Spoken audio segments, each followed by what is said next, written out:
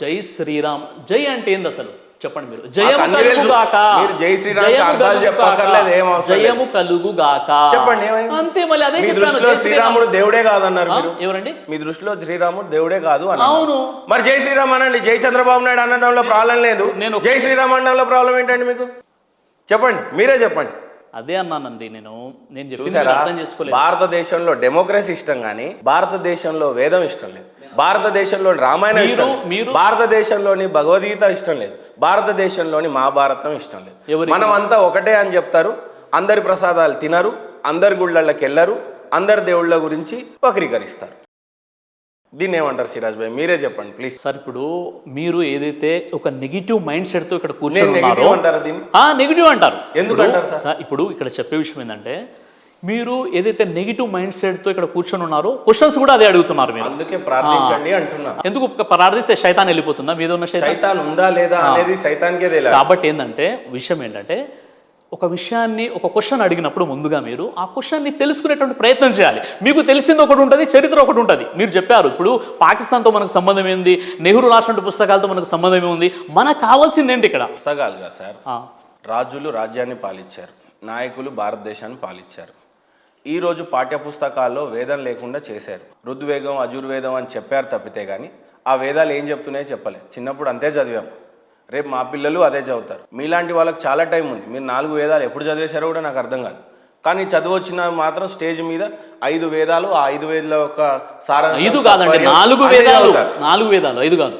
5 వేదాల్లో నుంచి 5 పాయింట్లు అంటున్నాను నేను. 4 వేదాలు, అందులో ఉన్న 5 పాయింట్లు ఋగ్వేదం అది ఇది, అజుర్వేదంలో ఇది, అక్కడ అది రాశాడు, ఇది రాశాడు, ఇది రాశాడు, ఇది రాశాడు. చాలా గొప్ప విషయం కదా, చాలా గొప్ప విషయం కదా అది. చాలా ఇప్పుడు ఈ రోజుల్లో వేదాలను చదివి, భగవద్గీతను చదివి, బైబిల్ చదివి, ఖురాన్ చదివి, తులనాత్మక అధ్యాయం కంపేర్ టు స్టడీ, మనమంతా ఒక్కడే అని అందరినీ కలుపుకొని చెప్పడం గొప్ప విషయం అది.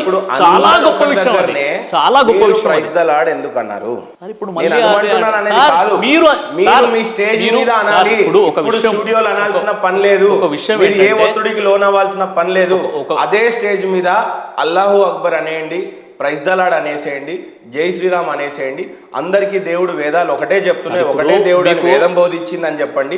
బైబిల్లో కూడా ఒకటే దేవుడు అని చెప్పేయండి, అందరినీ కలిపేయండి. మీరు ఎందుకు ఓన్లీ ఇస్లాంనే సింబాలిక్ గా తీసుకొని చేయటం సార్? మీరే చెప్తున్నాడు వేదాల్లో దేవుడు ఒక్కడని, ఒప్పుకుంటారా లేదా? ఇప్పుడు ఒక విషయం లేదు సార్, వేదాల్లో దేవుడు ఒక్కడే అని ఉందని రాస్తుందని మీరు చెప్పారా లేదా? అవునండి. ఇప్పుడు మరి ఒక వీడియో మీరు చేశారు, మళ్ళీ అవునన్నిటాన్ని మళ్ళీ ఆ వీడియోతో మనకేం పని సార్? ఇప్పుడు ఒక్క నిమిషం ఉన్నాను, ఇది చూడండి. మీ గురువు గారు అంటే మధ్యలో వచ్చిన మధ్యలో పోతుంది. అదేవిధంగా ఈ జాగా ఉంది, ఈ బిల్డింగ్ కట్టినటువంటి ప్లేస్ ఉంది, పర్మనెంట్. ఇది పర్మనెంట్ కదండి, సనాతన ధర్మం జాగా ఉంటుంది. ఇవన్నీ కూడా బిల్డింగ్. అందుకే మీరు ఆ సనాతన ధర్మాన్ని పలికారు. ఇప్పుడు ఆయన గురుగారు చెప్పింది, ఇంట్లో వంట ఏం చేశారో మీరు చూసుకుంటే చాలు కదా భోజనం చేయడానికి. పక్కింట్లో ఏం వండుకుంటున్నారో మీకెందుకు? ఎందుకు అది కరెక్టే కదా, ప్రయత్నం చేస్తున్నారు? మీలాగా ఈ దేవుడు దగ్గరికి రమ్మంటున్నారు. హెచ్చరికో లేకపోతే రిక్వెస్ట్ ఏమైనా సరే, మీ మతం గురించి, మీ మతస్థులకి, మీ మత గ్రంథాల్లో ఉన్నటువంటి విషయాలు మీరు చెప్పుకుంటే ఎవరికి అభ్యంతరం లేదు, ఉండనక్కర్లేదు. ఎవరికి తోచింది వాళ్ళు రాస్తే, ఏమాత్రము లాజిక్ లేకుండా మీరు రాసేసుకున్నటువంటి గ్రంథాలు మీరు చదువుకోండి చక్కగా. ఆదివారాలు లాజిక్ లేకుండా బైబిల్ చేసుకోండి, నాకేమీ ఇబ్బంది లేదు దాంతో. ఇతర మతాల్లో మనం చూస్తే ఏ విధంగా బట్ట కట్టుకోవాలో చెప్పారని నేను అనుకో. బైబిల్లో కానీ బట్టలు ఎలా కట్టుకోవాలి అని మనకు కనిపించదు. అంటే సనాతన ధర్మం నుండి బౌద్ధం వచ్చింది, బౌద్ధం నుండి క్రైస్తవం వచ్చింది, క్రైస్తవం నుండి ఇస్లాం వచ్చింది. ఇది నా యొక్క థియరీ.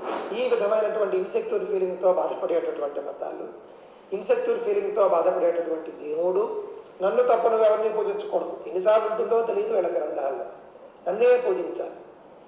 వీళ్ళు పూజించకపోతే అట అవిశ్వాసం. ఈ విధంగా కూడా వీళ్ళ దేవుడే ఈర్ష్యతోనూ అసూయతోనూ రగిలిపోతుంది. వీళ్ళకి బైబిల్లో మొట్టమొదటి వాక్యం, 2 వాక్యం, అందులో 6 7 పదాలు ఉంటాయి. ఇది సరిగ్గా తర్జుమా చేయడం చేతకాలి. అక్కడ హెవెన్ అండ్ ఎర్త్ అని ఉంది ఇంగ్లీష్లో, అంటే స్వర్గము మరియు భూమి. ఇక్కడ భూమి మరియు ఆకాశం అంటే వరుస క్రమం కూడా మార్చేశారు. ఇదేమి పవిత్ర గ్రంథం అంటే, సిద్ధంగా ఉన్నటువంటి అన్నాన్ని మీరు ఎడంకాలతో తన్నేసి ముష్టెత్తుకుని మీరు భోజనం చేస్తే ఎంత దౌర్భాగ్యమో. హిందూ ధర్మంలో పుట్టి హిందుత్వాన్ని వదిలేసి మీరు వేరే మతంకి వెళితే మీ స్థితి కూడా అంతే. సిద్ధాన్నాన్ని అంటే అరిటాకులో వడ్డించినటువంటి అన్నాన్ని మీరు ఎడంకాలతో తన్నేసుకుని వీధి వీధినా తిరిగి భిక్షాటన చేసుకుని జీవిస్తాను అని మీరు తీర్మానం చేసుకున్నట్టే లెక్క. నువ్వు ఎంత దేవుణ్ణి నమ్మినా, నువ్వు దేవుడికి రోజుకి 5 సార్లు ప్రార్థన చేసినా, ఆదివారాలు ఉదయం నుండి రాత్రి వరకు నువ్వు ప్రార్థన చేసినా, నీ తల్లిని తండ్రిని నువ్వు గౌరవించవు, పూజించవు.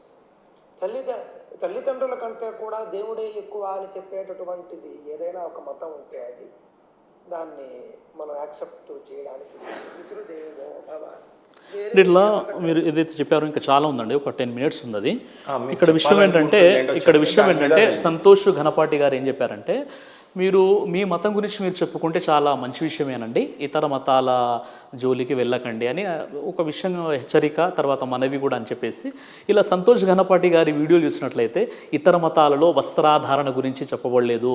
మీరేదో రాసుకున్నటువంటి మీ గ్రంథాలు, తర్వాత ఇవి ఎడారి మతాలు, ఆ తర్వాత ఆయన ఏమంటున్నారంటే ఆదివారం వీళ్ళేమో చర్చికి వెళ్ళిపోతారు, వీళ్ళు 5 పూటలు నమాజ్ చేసుకుంటారు, పరివర్తన రాదు. ఇలా చాలా విషయాలు ఏంటంటే ఇతర మతాలు అంటే మీరు మీ యొక్క స్వహస్తాలతో మీ గ్రంథాలు రాసుకున్నారు, మీ దేవుడు అసూయ ఈర్ష్యతో రగిలిపోతాడని ఈ విధంగా చాలా విషయాలు చెప్పారనమాట. అంటే ఒకరికి చెప్పడమే కాదు, స్వతహాగా అది ఆచరించాలి.